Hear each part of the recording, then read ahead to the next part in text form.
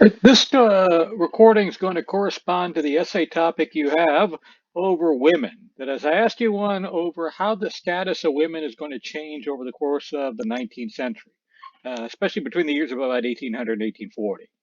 And what you're going to see is that this entire topic is going to revolve around one term. It's a term that's on your list: separate spheres.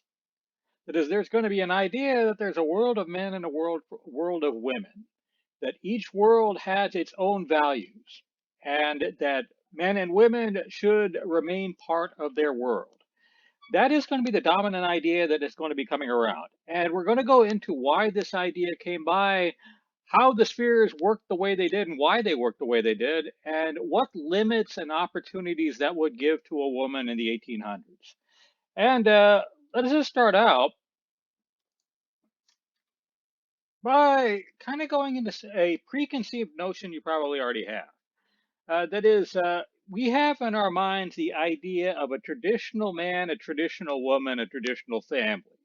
That was the way that men and women worked when men were men and women were women. Back before the 1960s, when women burned bras and got jobs, right? And if you thought in terms of what the traditional woman was, you would think of something like this. That is, if you're thinking in terms of, like, say, if you ever watch the old TV shows like Leave It to Beaver or the Brady Bunch, this is Mrs. Brady. This is Mrs. Cleaver. Somebody at home raising children, and somebody who would have all the values necessary to be at home raising children. That is, would be caring, nurturing, loving. And the popular notion is that this is the way it always was. That is, you go from the beginning of time till the 1960s, this is the way women were perceived by the society. Turns out that isn't actually true. That is, if you'd have been back in colonial times, they would have had a stereotype of women, but it would have been completely different, right? The stereotype that you see here, that is the idea that women were caring, nurturing, loving, was actually a product of the 19th century, product of the time between 1800 and 1840. And this stereotype came by for specific reasons. And in order to go into those reasons, let's first go into a little bit about what the stereotype would have been before. That is, if you were in America colonial times or in early modern Europe, the Middle Ages, even someplace like ancient Greece or ancient Rome, this was probably your world. That is, you were somebody who was a farmer. The family would go out into the land and work the fields, and they would have to produce what they needed to survive. And they did not really sell much stuff for money. Right? So if you were living in that kind of a world, what kind of a stereotype would you have of men and women? And the way it worked out in colonial times was that they stereotyped women as being essentially moral inferiors. That is, people who were incapable of true morality, true maturity. Right? Definitely not this. Somebody who was caring, nurturing, loving, more moral than a man. Why would they perceive women that way in this world? Well, largely it was because of the influence of Greece and Rome on the history of Western Europe. That is, if you would have gone back into ancient Greek times, 2,000 years ago, the ancient Greeks, their philosophers, believed exactly that. That is, that women were incapable of real maturity, real morality. They said that that was only possible for an adult man.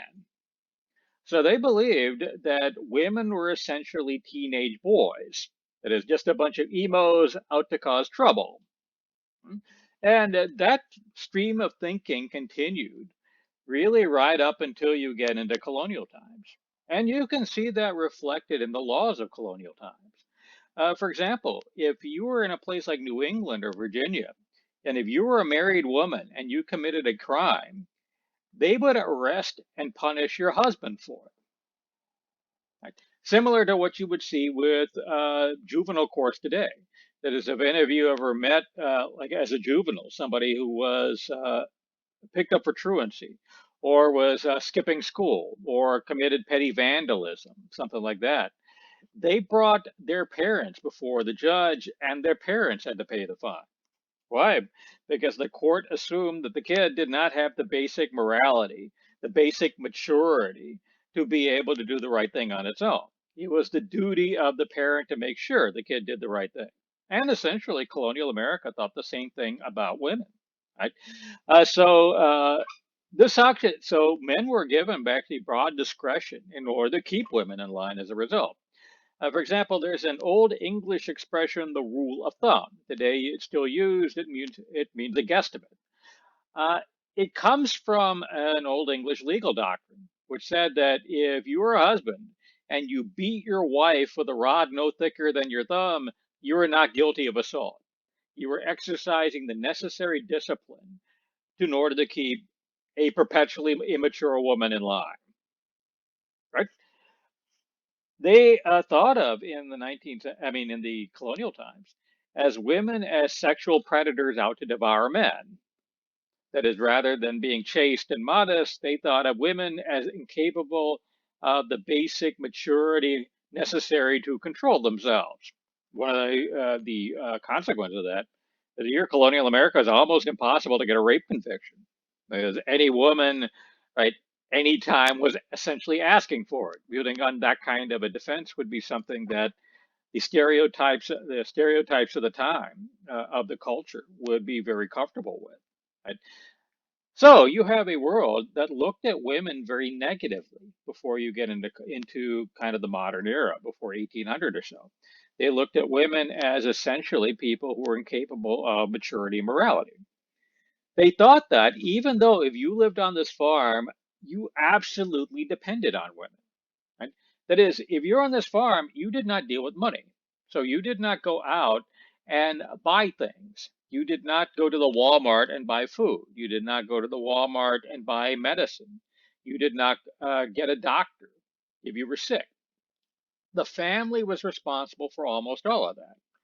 So if you lived in this house, dad would go out into the fields and grow the major crop, okay, something like wheat or corn. He would do the heavy physical labor on the farm. The wife and the kids would do everything else. So if you were a wife on this farm, you had to go over and tend to an herbal garden that would produce the medicines for the family.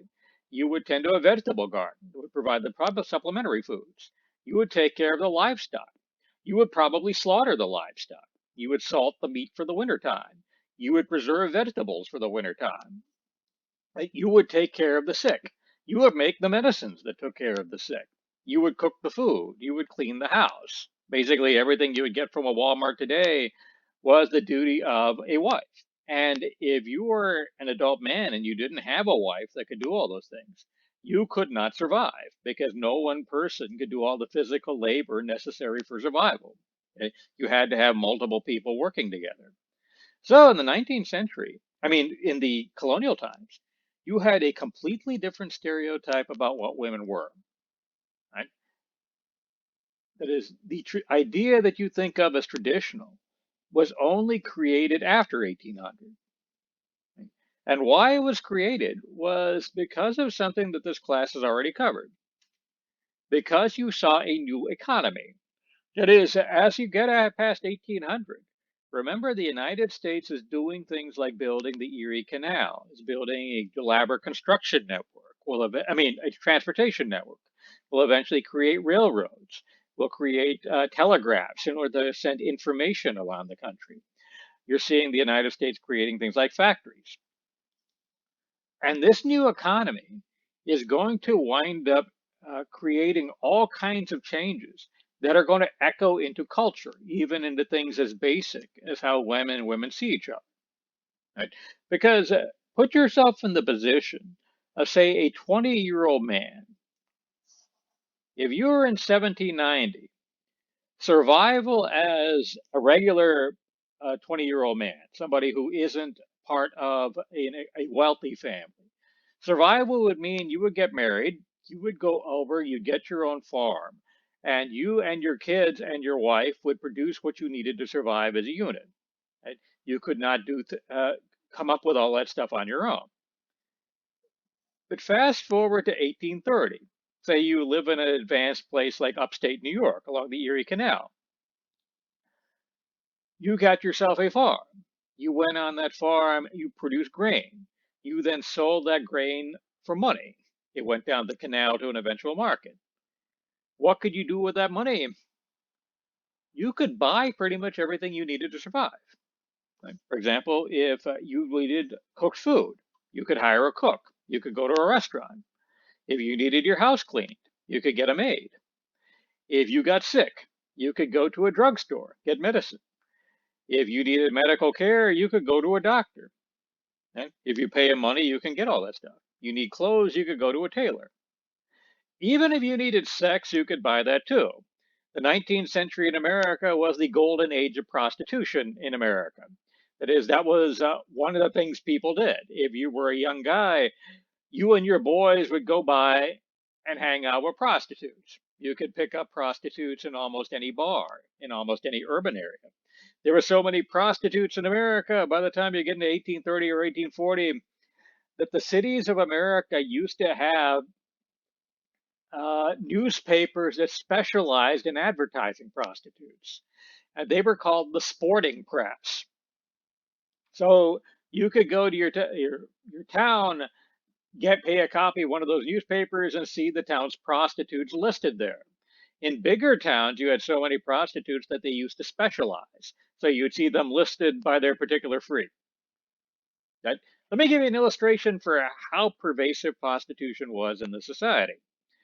In 1850, a guy named Lyman Beecher went to his place of work and announced to the people that he worked with that he had been to prostitutes 10 times over the course of his life. Lyman Beecher was a Methodist minister, and where he announced that was from his pulpit.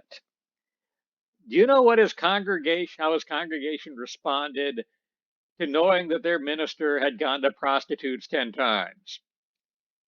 They were amazed by his restraint because every guy in there had been to prostitutes a lot more than that. Right? So if you are a man living in this world, somebody 20, 30, somebody coming of age, you are now part of a market economy. You are producing something that you could sell for money, and you could buy pretty much everything you needed or wanted. So if the society you were born in thought of women as inherently negative, it thought of them as a necessary evil, as people who were essentially immature, like immoral, but you had to have one around in order to survive. What do you think the world of after 1800, a market oriented world where you don't need them anymore, is going to think of them? You would think that this would get really negative. But instead, you wound up seeing the creation of the stereotype. That is, women started to be put on the idea that they were actually more moral than men. This was an idea that was coming by during the course of the 19th century. And it's interesting how this economic change leads to this. Because let's go back to some stuff that we've already covered before. As the United States starts creating factories, remember the initial workforce in these factories are women.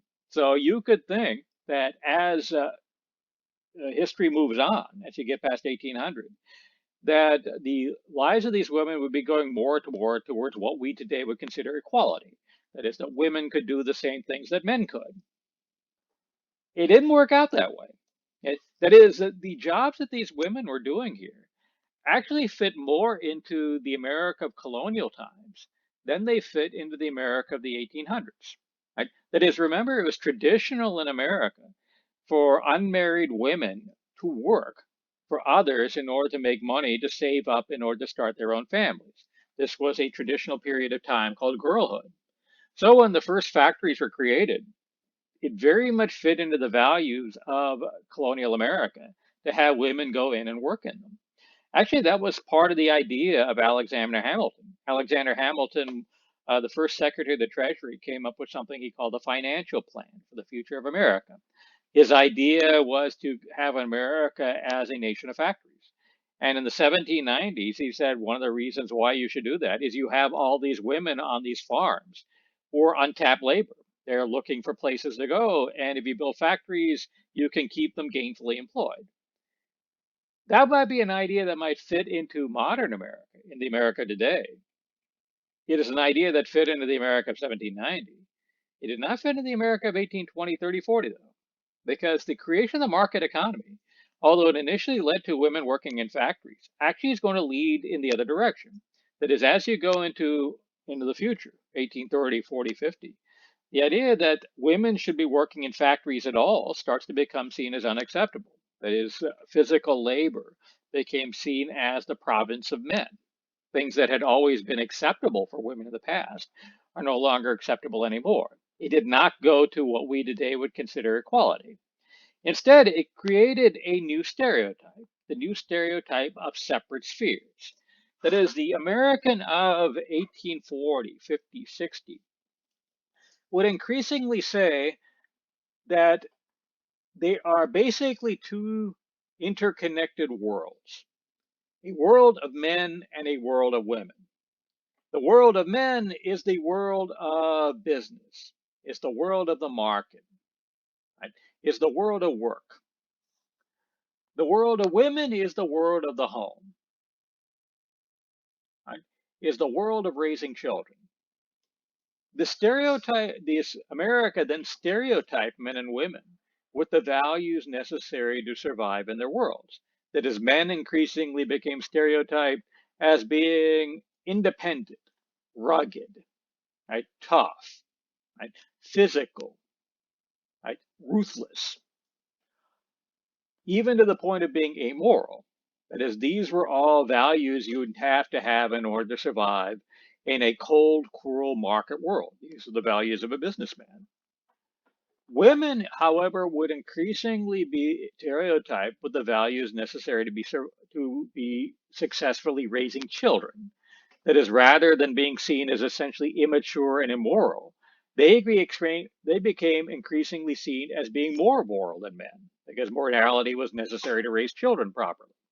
They became seen as people who were more caring, more nurturing, more loving, more mature than men, because that was what was necessary in order to raise children properly. Right? Why all this emphasis on raising children, and why that you wouldn't have seen before, and why do they stick those with those stereotypes for this? And for that, let's look at a number of things that are going on as you get into a market world that are going to wind up leading to this.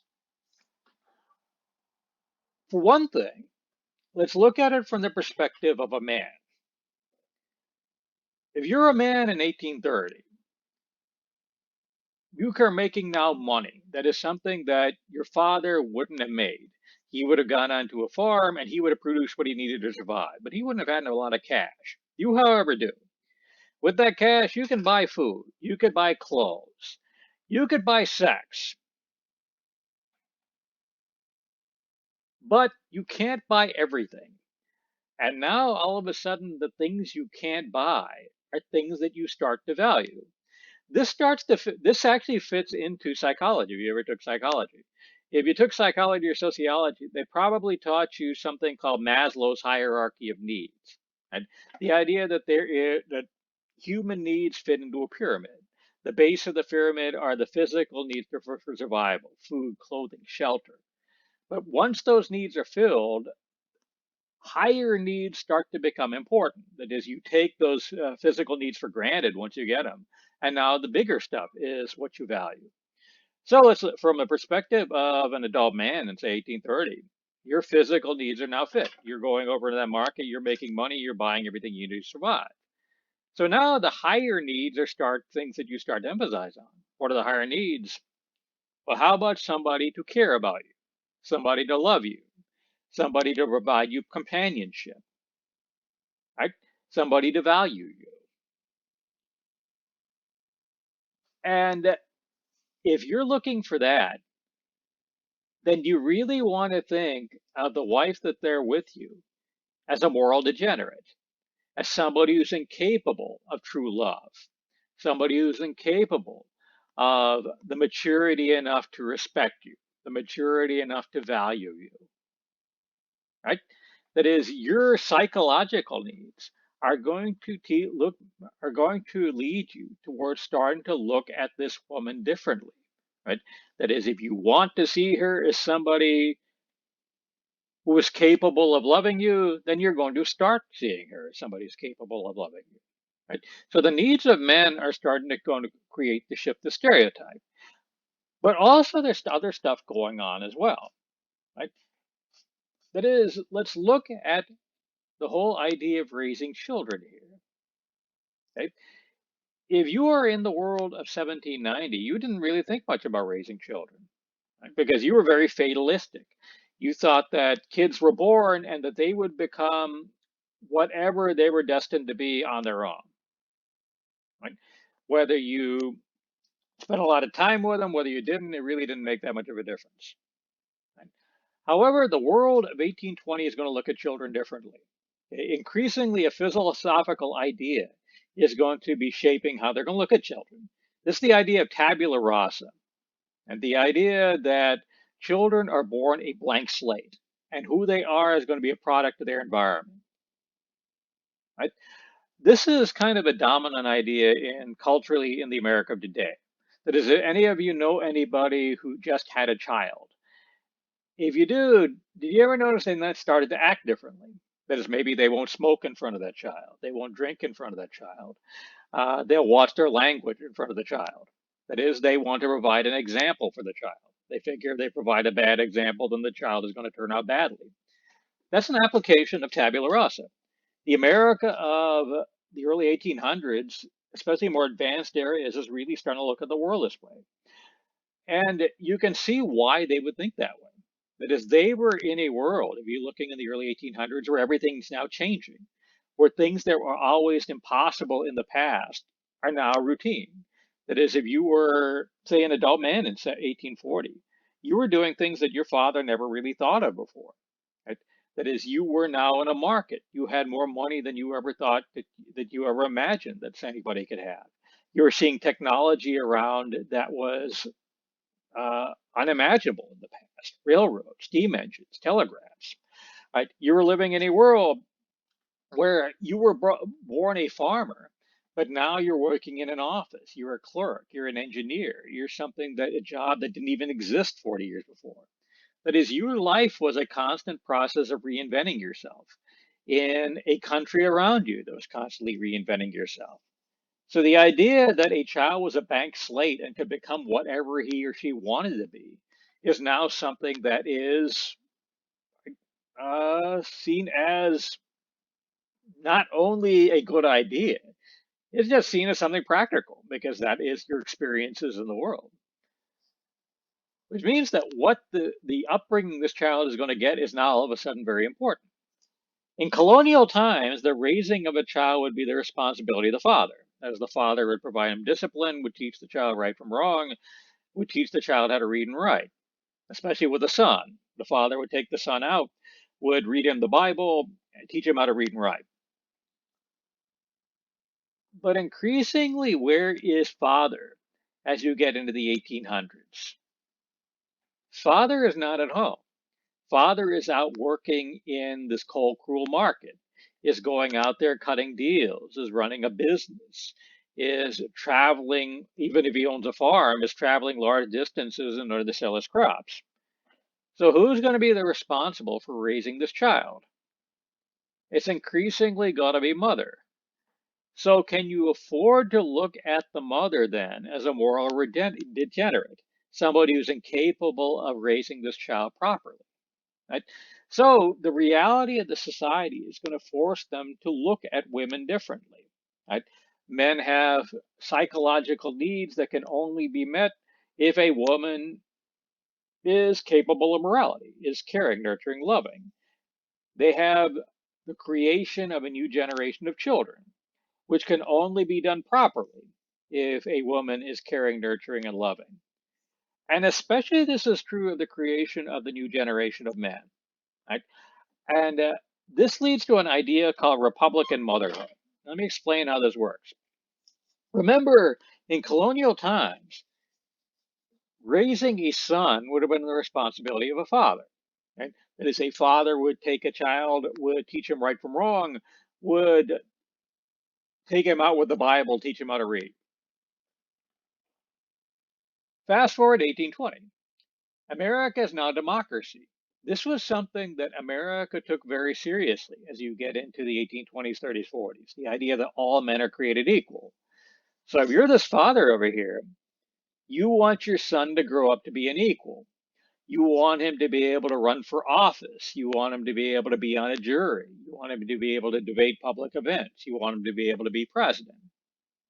Right?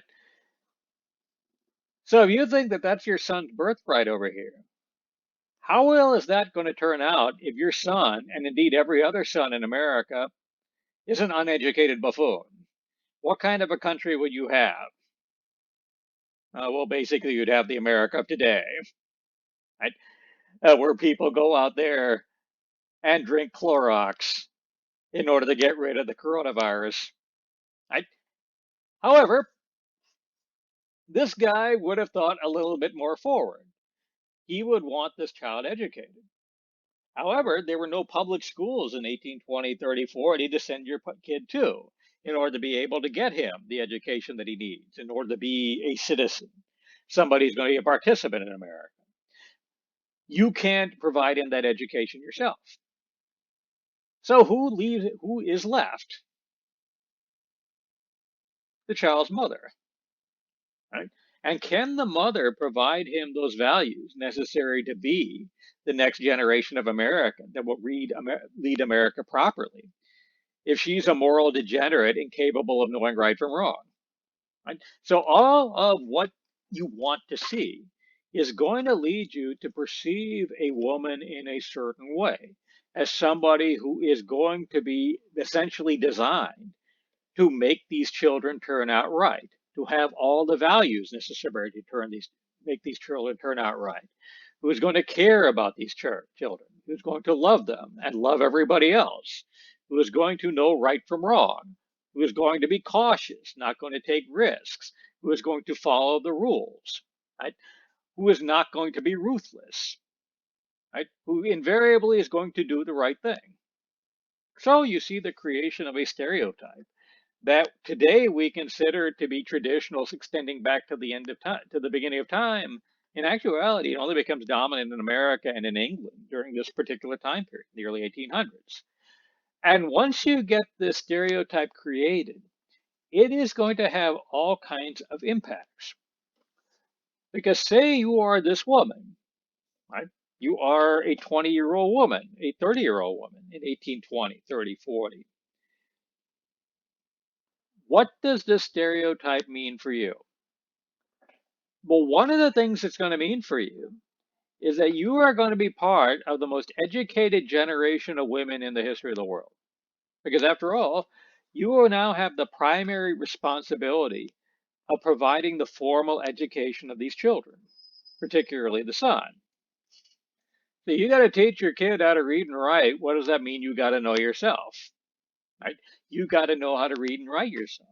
So there is going to be a huge education emphasis on educating this daughter too.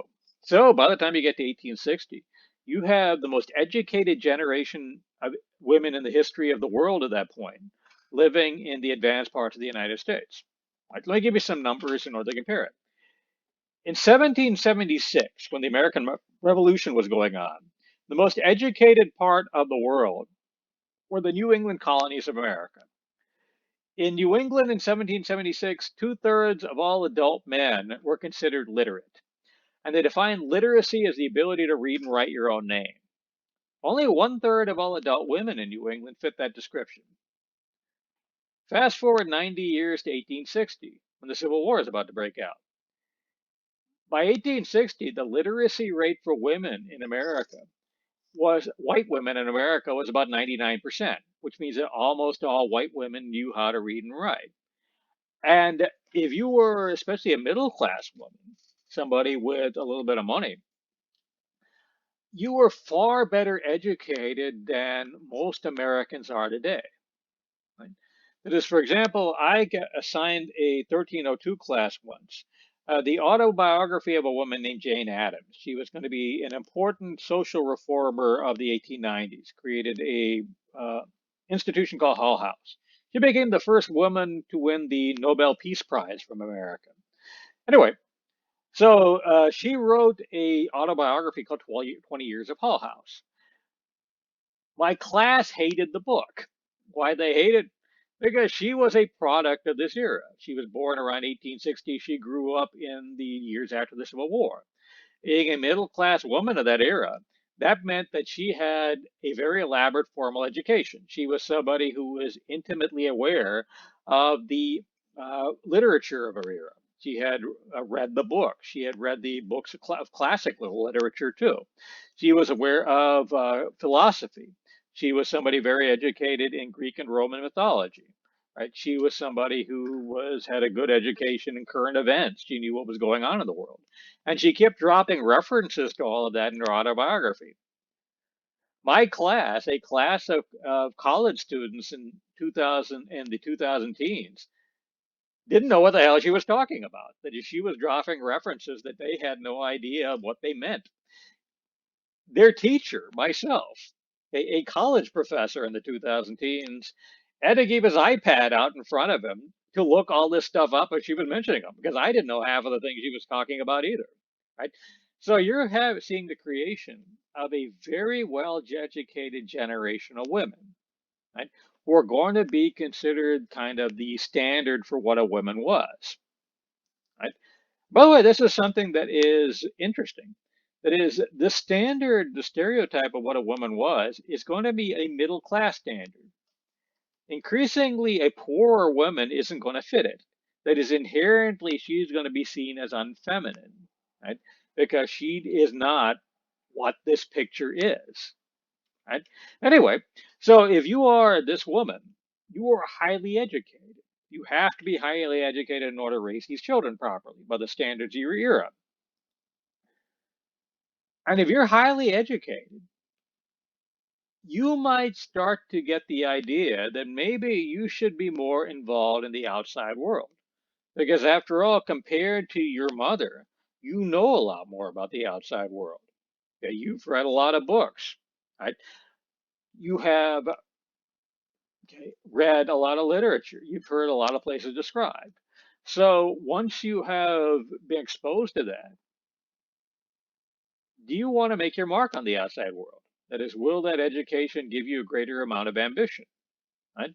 And that's actually what happened. That is, you saw a number of women, okay, who wanted to be involved outside of the home, that wanted to step out the door and make their mark. So if you were such a woman in 1830, 40, 50, what opportunities did you have? Well, you had a society that was becoming a market society. This market society had a huge demand for educated people, okay, for doctors, for lawyers, for uh, clerks in stores, okay, for engineers, right, for bureaucrats. All these people are people who require formal education. So maybe you're this woman, you can step out this door, go down to your local business and ask for a job. If you did, you would find doors slammed in your face because this stereotype limits your opportunities. That is, it says you are inherently caring, nurturing, loving, uncompetitive, physically weak. Right? That is, you have to be part of this home. You're somebody who cannot survive out in the world outside of these walls. That is the world of men. Right? So if you are a woman who goes out into that world, you are inherently going to be a failure. So if you went over to a factory, increasingly you would find that this world would say that you couldn't be there. This was even though traditionally, as we said, women were the factory workforce.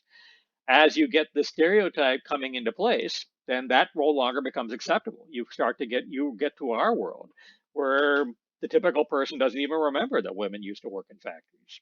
Right?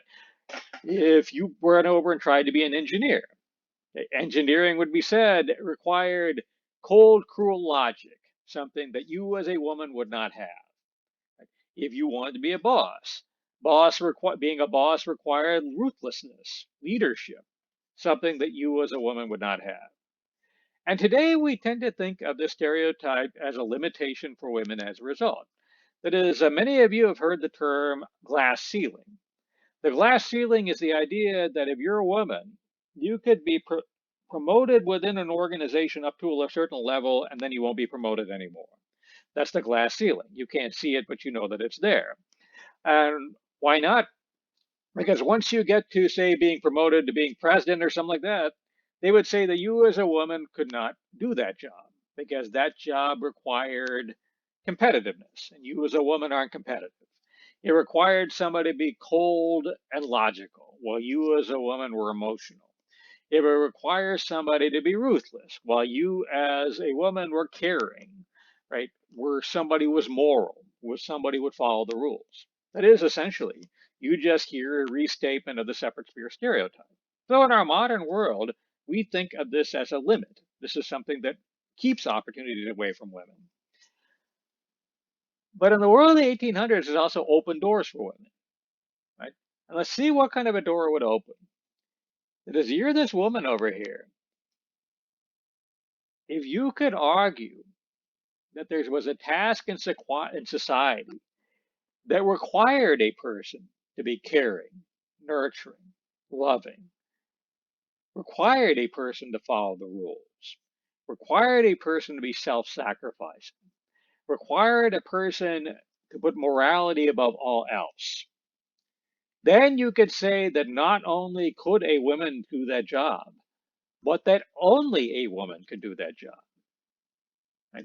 That was something that required the participation of women. What in the America of the 1900s, I mean the early 1800s, would fit that description? Well, let's start with social reform. The America of the 1800s is now increasingly market oriented. It was full of cities. And if you lived in those cities, increasingly you would see problems all around. You would see poor people everywhere. Right? That is, for those of you who ever lived out in the country, like the country is full of poor people, but they're kind of a hidden poor. Right? There's a lot of people out there in the deep country live lives of a quiet desperation. If you're out there on your own house, your nearest neighbor's 4 or 5 miles away, you don't really know what kind of condition he's in unless he tells you.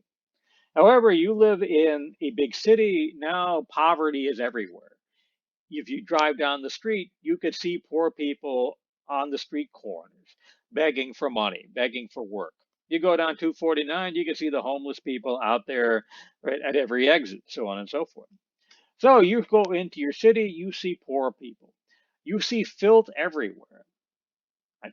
You see drunks everywhere. You see alcoholism. You see prostitutes. Right? So you see a world with tremendous moral failings. You could be very fatalistic about it. And as you could say that life sucks, then you die. But that wasn't the world of the 1800s. Remember, if you were a man or woman in the 1800s, especially if you lived in an advanced area, you were living in a world that was created. That is, you were doing jobs that your parents didn't even imagine would exist. You were taking for granted technology that didn't exist when you were a child. You saw a world full of railroads. You saw a world full of telegraphs. Right? So you saw a world full of people who reinvented themselves, who were a blank slate, who didn't like who they were and made themselves into something different. So this is an incredibly optimistic time. They think that a world with problems can be fixed. So you see a world that's going to look at those social problems in it and is going to want to try to fix them. And women are going to be heavily involved in this. Okay. Why? Well, to start off with, the primary institution of social reform is going to be churches. Churches are going to go out into their communities and try to fix, okay, the problems that are around them. They're going to try to help the poor people. They're going to form committees to try to help prostitutes, committees to end slavery, so on and so forth. Churches historically in America were a women's world. And that is, you're in colonial times. Men and women would go to churches, but men would hang out outside of the church, okay, get drunk, cut deals. Well, women would go into the churches and listen to the sermons. Right? Even today, if you are somebody who is okay, really kind of church going, churches are even today still primarily female, especially you go into the, say, the committees that do most of the grunt work in a church. Those are going to be primarily going to be composed of women. So if you are a middle class woman, you see your church going over into trying to deal with the problems of the area. You are probably on a committee to try to help. You see poor people, you see alcoholism everywhere. And you yourself, since you're aware of them, would want to do something about it. If you're looking for an outlet, if you're looking for a way to make your mark, this would seem like a way to make your mark. And you would find a way to justify it to the society. How so? You would say that all those were moral problems. Since they were moral problems, men politicians aren't going to want to deal with them because men are not inherently moral. Men are inherently competitive. They want to win. They want to make money. They are ruthless. They will cut corners. That's the Shepard stereotype. So if you want a moral problem dealt with, you have to have women out there in front, okay, doing the work, because only women are going to take a moral problem seriously. This photograph kind of shows you this. This is from fairly late in the 1800s. It's from the 1870s. What this photograph is of a temperance organization. Temperance was the drive to limit the consumption and sale of alcohol. Right? And this was a temperance society in Ohio. They all put together for a group picture. You look at the picture here, note that most of the people in this picture are women. Not all of them, but the majority of them. That is, a woman could justify being out in public because they were dealing with a moral problem. Right? It was necessary to clean up alcohol in order to protect the family, in order to make the world safe for their children. Right? And if they didn't do it, they could not count on men to go in there and clean up this moral problem because that's not what men were. Separate Sphere said that men wouldn't do that kind of thing. Right? So women are going to have the justification to go in there and be actively involved in all kinds of social reform movements. And married women would find that as an outlet. Let me give you another illustration of that. There were a couple of women from South Carolina named Sarah and Angelina Grimke. Although they came from a slave owning family, they came to conclude that slavery was morally wrong. So in the 1830s, they traveled throughout the United States making anti slavery speeches. They were criticized for being unfeminine because if you are a real woman, you should be somebody who should be at home. Going out there and speaking in public would seem to be unwomanly. The Grimke sisters, however, explained what they were doing by saying, you're right. As women, we should be at home. However, we know that men will not take care of slavery themselves because since men are ruthless, men are competitive, men politicians will go out and cut deals. So we have to sacrifice our femininity and get out there in public if we want this great moral responsibility taken care of.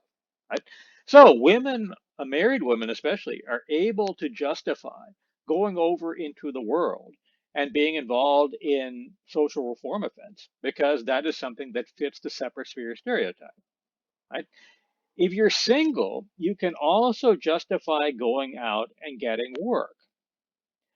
The work, however, would have to fit within the stereotype. That is, if you could say that a job that paid wages required somebody to be caring, nurturing, loving, moral. Okay? So it required somebody to care about others more than themselves, required somebody to be uncompetitive. This is the same as social reform. Not only could you say that a woman could do that job, you could say that only a woman could do that job. Right? What kind of jobs fit that description? Well, one job that does is teaching. Right? The woman you're looking at here is a woman named Catherine Beecher. Catherine Beecher, what in the 19th century, went around America and said that women should be teaching in the new public schools.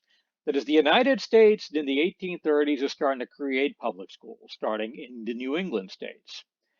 Traditionally, teachers in schools were all men. Right? That is, you read The Battle for Christmas. The teachers in the schoolhouses that you were reading about were all men, right? No matter what the ages of the children were. However, Catherine Beecher said that the schools should have women teachers. Why should the schools have women teachers? Because what kind of values did a teacher need? A teacher needed to be somebody who was caring, who was nurturing, who was loving, who was supportive, who was somebody who wouldn't compete with the children, is somebody who wouldn't give them orders, right? Who was somebody who would be soft with them. And the separate spear stereotype says that that is a woman, right? So by the time you get towards 1860, as America has created a network of public schools, almost all the teachers in them are women. And you can still see that today. Like if any of you have gone down to an elementary school or a kindergarten, almost everybody you're going to see there, even today, is going to be a woman. Okay. The only men you generally see at a kindergarten today are the principal or the janitor. And actually, today, most of the principals are women too. Only today you're starting to see men public school teachers. I mean, teachers in, especially among younger children, like kindergarten, elementary school. Right? Another job that fits this description is nursing. Nursing, when the 19th century, when they first made it a formal profession, required a formal education, had a lot of men in it. For example, Walt Whitman, the poet, during the Civil War was a nurse. However, nursing was an occupation that required people to be caring, nurturing, loving, supportive. So it became seen as a woman's job, even though the job itself required a high level of education, right? And was something that was technically skilled. Even today, you go into a world where getting a job is kind of hard to come by. Uh, and nursing is something that pays pretty well. Even today, if you're in the nursing program here at Tomball, most of your classes are going to be women. That is, after a generation of selling nursing to men, a typical class in Tomball or anywhere in Lone Star would be about 3 to 1 women in it. Right? So you're seeing a lot of jobs like that opening up. Okay, a lot of social activities opening up, where if they fit the stereotype, they are things that not only are acceptable for women, they are things that only women can do. And by the way, they get stereotyped. The jobs themselves get stereotyped that way. For example, in the state of New York, they had the law said that people who had physically demanding jobs could retire early. So policemen could retire early, firemen could retire early. Nurses only got to retire early this year. And that is, nurses weren't considered a job that was physically demanding. For those of you who've ever been around a nurse, you know this isn't true. Nurses have to nursing is a very physically demanding job. You have to basically pick a patient up in order to change the sheet under him. So why wasn't the job considered physically demanding? Because women did it. If women could do it, then Separate Sphere said that it was a job that wouldn't require physical strength. Right? And that's also one of the things that led men to be so stubborn about letting women into jobs that were always traditionally male. Because if a woman could do that job, it was a statement that you didn't require the Separate Sphere stereotype, all the values of it, in order to do that job, which meant that if you were a man, it totally devalued the job. And let me give you an example for that from the contemporary days. In the 1960s, there was a program to create women astronauts, right, to a woman in space. Uh, they actually had pilots with enough experience to do that because during World War II, Uh, Women had to get pilot training in order to do supplemental work with airplanes, like fly them to the theater so that men combat pilots could get them, or to test them. Most of the test pilots in the 1940s during World War II were women. And in the 1960s, the Russians put the first woman into space. So there was a idea that you should get a American woman astronaut in space too. That program was shut down when the men astronauts found out about it. And that is, they were horrified by the idea of putting a woman in space. Why? Because to them it totally devalued the entire occupation. That is, if you were a male astronaut in the 1960s, they put you in a capsule, set it up, and you really didn't do anything. That is, computers controlled the entire capsule. You were just kind of there sitting in the chair waiting to land. Prior to putting men into space, the United States put monkeys into space. That is, they set a monkey in the capsule, set him up, and he landed. The man astronauts were okay with a monkey, right, being an astronaut, but a woman was just a step too far. It meant that they weren't really a pilot. It meant that they weren't really a man if a woman could do that. So separate spheres is going to shape the jobs that women could do that would be acceptable to them. It would shape how the society would perceive them, but it would create a lot of new opportunities for them. That is, a lot of new doors would be open for tasks that fit that stereotype. Right? Which meant that if you were a woman by the middle of the 19th centuries, you had a lot of opportunities that were available for you that weren't available for your mother. And you were going to change your how you lived your life as a result. Right? Because if you want to take advantage of those opportunities, you're going to need time. Right? And if you are a woman, what takes up most of your time? Your family. So, although the stereotype was created because of the needs for a woman to raise children, ironically, what the stereotype is going to lead to is it's going to lead women to have fewer children. Right? And let's see how. That is, if you want to follow the Catherine Beecher plan and become a school teacher, you could only hold that job until you got married. Like once you got married, you were expected to quit your job and be home with your children. This would be true right up until the 1950s and 60s or so. If you have any grandmothers who were teachers in schools, you'll see that their employment contracts either said that they had to, if they got married or if they got pregnant, they had to quit that job. And that's the ones in the state of Texas said that really up until I think the 1960s. So that meant that if you were a woman, you wanted to be a school teacher, you wanted to be a nurse, you wanted to be working outside the home, you would delay when you got married. Right? That is, rather than getting married when you were 15, you get married when you were 25. Maybe you would never get married at all. The cohort of women who were born in 1860, 10% of them never married over the course of their life. That was the highest percentage in the entire history of the United States. If you were married and you wanted to be involved in these kinds of social reform activities, having children would take time away from that. Right? And also remember that since you have to raise each child properly now, you have to put more individual time into each individual child. So what that means to me is that women are going to put a concerted effort into having fewer children. Right? And the birth rate in America is going to radically decline, something that is going to continue into the 20th century. In 1800, the average woman in America is going to have 7 children over the course of her life. She's going to spend the bulk of her adult life pregnant or nursing. By 1860, that's down to less than 5. That's down to about 5.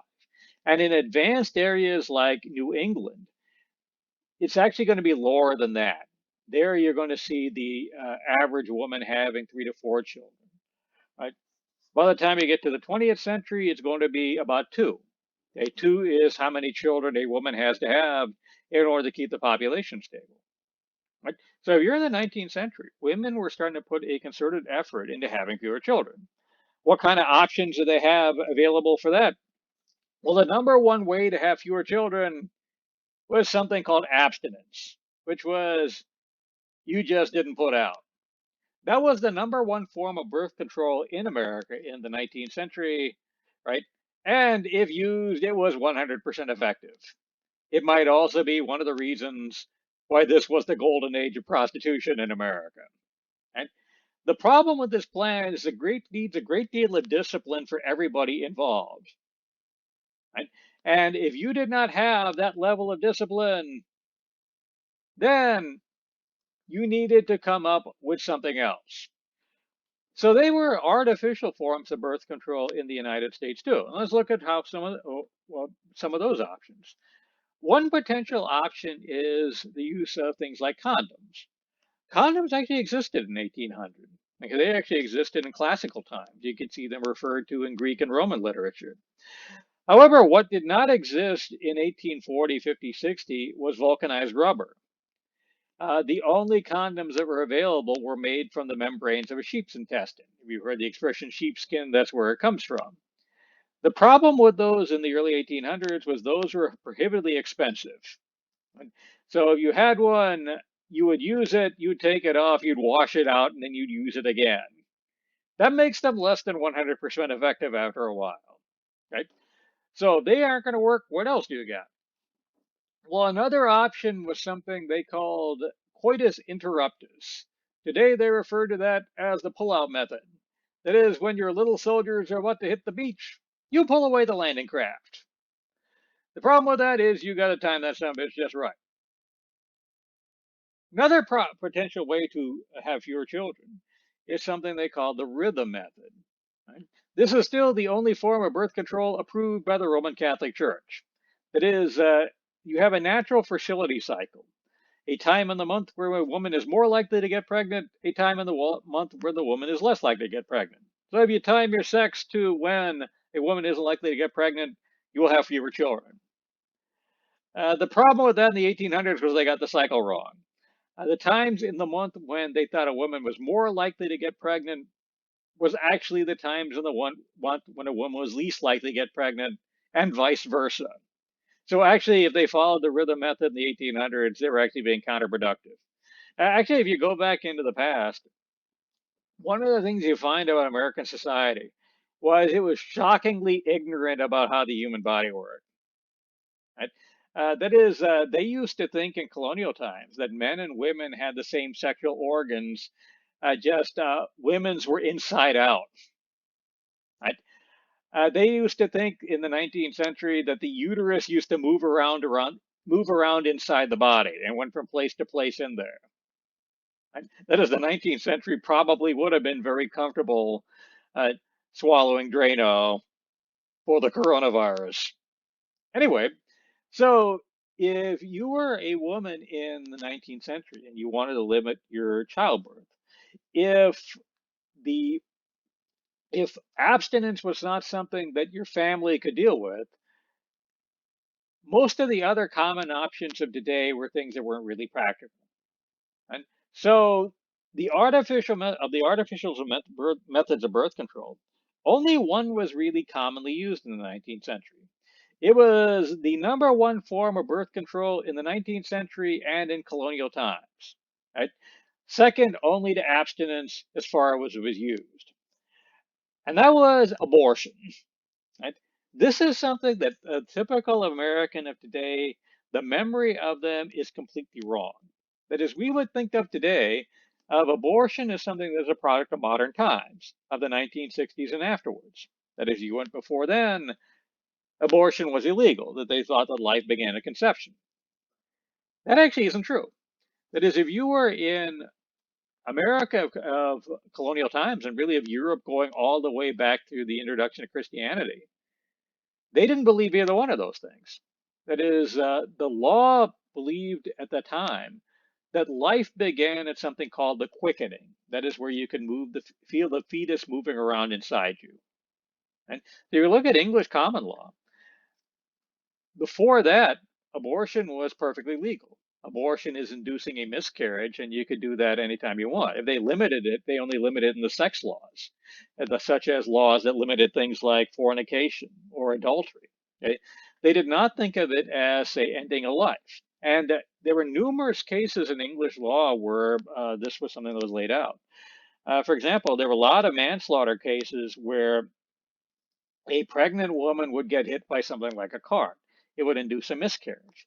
The driver of the car would be brought to trial for manslaughter, and invariably the driver would be acquitted, okay, when they tried him for manslaughter, because since the quickening hadn't happened yet, there was no man to slaughter. And you can feel the fetus moving around inside you approximately about the fifth month of pregnancy, which actually makes it correspond to the more modern Roe versus Wade decision, where abortion is legal until the end of the second trimester. Right? And abortion was actually widely practiced in colonial America. In England, the prime you could not go to an abortion and go to anybody and get a surgical abortion. That was true in America too. That was because they didn't have antibiotics yet. If somebody cut open your belly, you would get a disease called peritonitis and you would die. It was 100% fatal. So what you would do is you would get an abortion through other means. Right? One way they would do it is by inducing physical trauma. For example, a pregnant woman would get punched in the stomach to induce a miscarriage. Or a pregnant woman would get thrown down a flight of stairs or would try to jump up and down. Jumping up and down, by the way, doesn't work, but more traumatic trauma would fit the bill. Another way they would induce a miscarriage is they would take a piece of lead, tie it to a length of wire, and then stick it up the south entrance. They would then expose it to the fetus, kill the fetus, you'd get a miscarriage, no more pregnancy. The most common way to get an abortion was to go to someone called a midwife. Midwives are the people who delivered babies. They were also people who did traditional herbal medicines. So they could give you medicines or traditional herbs that were designed to induce miscarriages. The most common one of those in England was they would give you something called savine. They would ground it up, put into a tea, and once you drank the tea, it would induce a miscarriage. And that was widely practiced in colonial America and also in early America, in early independent America. You don't start to see modern laws that make abortion illegal until you get into the 1860s. The first state to do that was the state of Illinois. They passed their first anti abortion law in 1868. They'd be followed by other states over the next 30 years. And the who was leading those laws to be passed were kind of interesting because they aren't who you think. Today, people who tend to be anti-abortion tend to fall into tend to come from highly religious people, right? The typical Protestant church of the 19th century was completely indifferent about abortion. If they thought of it at all, they thought of it as a matter of personal privacy. Three groups of people primarily led the United States to have anti-abortion laws in the latter part of the 19th century. One of these groups were racist organizations. That is, in the America of the late 1800s, as you get into 1870, 89, 90, you start to see a lot of European immigration coming in. So a number of racists in America thought that America was creating racial suicide. That is, the superiors, people like this, of English descent, weren't breeding, while the inferiors, people of Eastern European descent, Southern European descent, Jews, blacks, were breeding. Right? So the inferiors would breed faster than the superiors, and you would get the American race destroyed. So, in order to keep the good women breeding properly, they wanted to limit their access to birth control. Right? A second group of people who were important in the anti-abortion laws were doctors' organizations. Right? They wanted to do this primarily to get rid of the midwives, as the midwives are competition, and they saw the midwives as part of the general climate of quackery that was around medicine at the time. As you saw a lot of traditional stuff that wasn't scientific, and the doctors were trying to improve the overall kind of professionalism of medicine. So you get rid of abortion, you get rid of the midwives, you get the whole process of medicine they would think better. And you can see kind of the same kind of thinking around today. That is, one of the things you see in the last 20 years is an increasing distrust of what I'm looking for experts. So you see people on the internet starting to say things like, you can't trust a doctor, go in there and drink some type of herbal treatment and you'll be better. Right? And you can see if you're a doctor, kind of between two problems in that. One is you've got competition, so it takes money out of your pocket. But the other is that a lot of those guys are spectacularly wrong. If you're looking at this coronavirus, you can see that. How much nonsense have you heard about the coronavirus? Right? And let's not even count drinking Drano. So uh, you have white supremacists who want abortion laws. You have doctors who want abortion laws. But the other major force that made abortion illegal in America were women's organizations. That was one of the many moral reforms that women's organizations pushed in the 19th century. Why did women's organizations push abortion? Well, primarily because of separate spheres. That is, they said that having abortion laws, making abortion illegal, would protect women. This was their thinking. They said that women were vulnerable to sexual exploitation because women were weak, right? Men were strong, men could take what they wanted, which was boiled down to the two separate spheres. So since this was the case, how could you protect women from being sexually exploited? Well, they figured that a man, if he knew that he would only have to pay $5 for an abortion, would sexually exploit all the women he wanted. However, if that man would know that he couldn't just pay $5 for an abortion. Instead, he would have to pay child support for the rest of his life, that he would exercise male restraint, use his cold blooded reason, and not sexually exploit a woman. Right? This is the language of people who are totally unclear of the concept. That is, if you look into the actual application of child support, it didn't work out that way at all. But you can see how deeply separate spheres hit into this society. That is, even educated women who you think would know better had totally absorbed this idea. This was how they were looking at the world. It was something that was more or less universal, right? So what you wind up with as a result is these laws against abortion. And by the way, the if you look at today, it is completely flip-flopped. The people who were most pro-abortion, who was leading to the creation of these anti-abortion, people leading to these anti-abortion laws in the late 1800s, are today the people who are most pro-abortion.